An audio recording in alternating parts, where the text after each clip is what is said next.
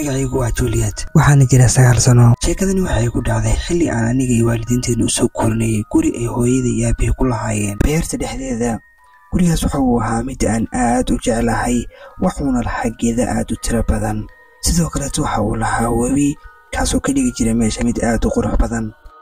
waan jeclaa wax walba oo gurigaas dhex yaalay ama uu ku dhex saabsanaa balse waxaa jira shay oo aan necbahay waxayna ahayd armaajada aan dharkayga ku guranayay waqtigeeda ka mid ayaa jirtay oo armaajadaas igala soo martay dhacdo aad u naxdin badan waxay ahayd xilligaas haween sabti ah oo aan rajaynayo inay bari iska noqon doonto maalin fasax ah waxaan iska fiirinayay armaajada dhankeeda waxaan arkay in armaajada albaabkeeda uu dhaqaaqayo balse hal mar waxaa albaabka gacmaha soo geliyay qof aan arkay waaba nin qaba wajiyada dadka lagu cabsiyo waan nahay wuxuu ahaa mid sameynayo ficilo aad u yaab leh wuxuu dhahay aamus kadibna waxa uu bilaabay inuu geesaha fiirfiiriyo waxaa arkin oo isoo fiiriyay kadibna waa macsalaameeyay waxaana dib u xiray armaajadii aniga naxdin waan qayliyay waxaana dhahay hooyo aabo markiiba waxaa soo galay waalidiinteeda waxaana ugu dhaheen maxaa kugu dhahay gabadheedii ma aanan hadli karin waxaana farta ugu fiiqay armaajada ay aadeen wayna fiirisay hooyaday waxaana ku dhahay hooyo bahal ayaa ku jiro hooyaday way igu qasashay waxayna igu tiri hooyo waxaa u malaynayay aad u cabsi badan inaa aragtay armaajadaadii oo iska caadiya waxna kuma dhex jiraan yaa caadi iska dhig ee ii seexo waxaa u malaynayay aad u furxun ayaad aragtay habeenkii sidii ayaan ku seexday markii isbuuc ka soo wareegatay anuu sidii kaleeto dhanka midig u jiifa ayaan waxaan mar kale arkay armaajadii oo dhaqaaqayso sidoo kalena gacmo la soo geliyay waan fiiriyay waan jaray oo waan cabsaday waxaana isku dadiyay busteeyay anigoo isweydiinay su'aalo tiro badan isla sidii oo kale waxaa kasoo dhex baxay isla ninkii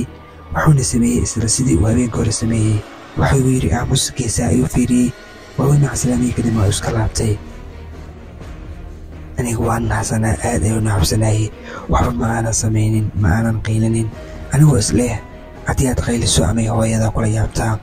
amay kugu qaylisa ama ay kugu dhacdaa naag fuligid ayaa tahay waxaana iska dhigay gabar fiican oo geesiyad ah oo shib ayaan dhahay oo maba aanan hadlin habeenkaas waxaan isweydiinayay ninkan wuxuu ka dhex qabanayo armaajadeeda habeenada ayaa socdeen habeen walbana wuxuu imaan jiray sidii ayuu samayn jiray isagoo mar walba u baxayna macsalaameyn jiray aniga habeen walba indhahayaan ka fursan jiray waan ka cabsan jiray ilaa ugu dambeyntii aan la qabsaday bal aan markuu macsalaameyn dhahayaan sii macsalaameyn jirayba balse habeenada ka mid ah ee habeenkii ugu naxdinta badnayd uguna cabsida badnayd habeenkaas waxay ahayd habeen uu roob da'ayo isla sidii caadada ahayd waxaan u jiifay dhanka midig sidii ayuu sameeyey waa soo galay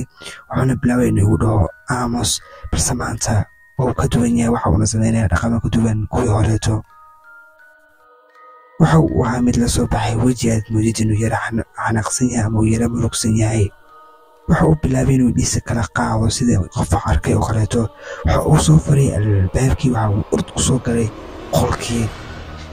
wuxuu ahaa mid leerka laga cabsanayo indho aad u cabsi badan ilkiisuna waxay ahaayeen kuwa afaysan waxaa kasii daran cidiyihiisu waxa ay ahaayeen kuwa aad u dhadheer wuxuu ku soo booday sariirteeda korkeeda waxaana bilaabay inuu dhaho carar aniga waan la yaabanaa cabsi daraaddeed aniga waanba istaagay isma dhaqaajinin oo bartida iska fadhiyey waxa uu ku booday sariirta dhankeeda hoose oo sariirta hoosteeda ayuu galay waxauna bilaabay inuu dhanka hoose sariirta wax kala raadiyo ilaa uu kasoo qabtay mas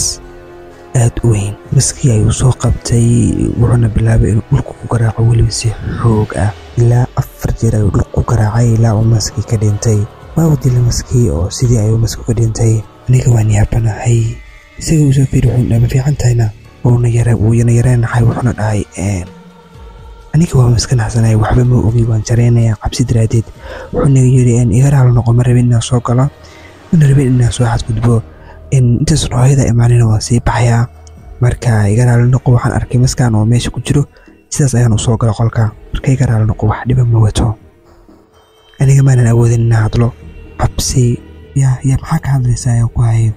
shib babal hadlin wuxuu daareen halkii wuxuuna i tusay wejigiisa oo caadi ah yani wejigiisa oo bilaa mugdi ah wuxuuna gacanta ku watay sigaar wuxuuna dhahay sigaarka hadda ma cabi rabin waa iska wataa oo keliya 20 sano ka hor ayay ugu dambeysay inaan cabo gacanta oo kaliya ayaan hadda iskaga wataa markaa ka walwalin ma daaray waxa bilaabay inuu afka iska gashto sigaarkii oo qalalan aniga jarayn naxdin iyo dhidid ayaa iga soo haray. wuxuuna igu yidhi ma cabsatayna? haa ayaan ku dhahay. igaraalo quban kaa tegayaa, mar dambena ma rajaynaya inaas arki doono. hayaya horta yaa taa adiga ayaan dhahay. markaas wuxuu yidhi aniga wingi baa lidhahaa, wingis baa lidhahaa, meelahan ayaana ku noolahay, markaa barsho wanaagsan. sidii ayuuna habeenkii ku tegay. muddo kadib maalin maalmaha ka mida mid ka mida dadka guryaha la ama guryaha aanan lahayn ayaa isku dayay inuu i qabto, balse hal mar anigoo ujeeda ninkii waxaa istaagay wadnaha. waan fiiriyey balse anigoo ujeeda ay ninkii nafta ka baxday. waxaana markii soo kaxiyey booliiska. anigoo weli booliiskii aan soo raacinaya waxaan meesha ku arkay ninkii oo isla sidii sameynayo aamus oo keliya, uuna ii dhowla caddeeyey. waxayna ahayd markii ugu dambeysay waan arkayo, aniguuna aad oga naxay, aadna oga cabsaday ninkaas.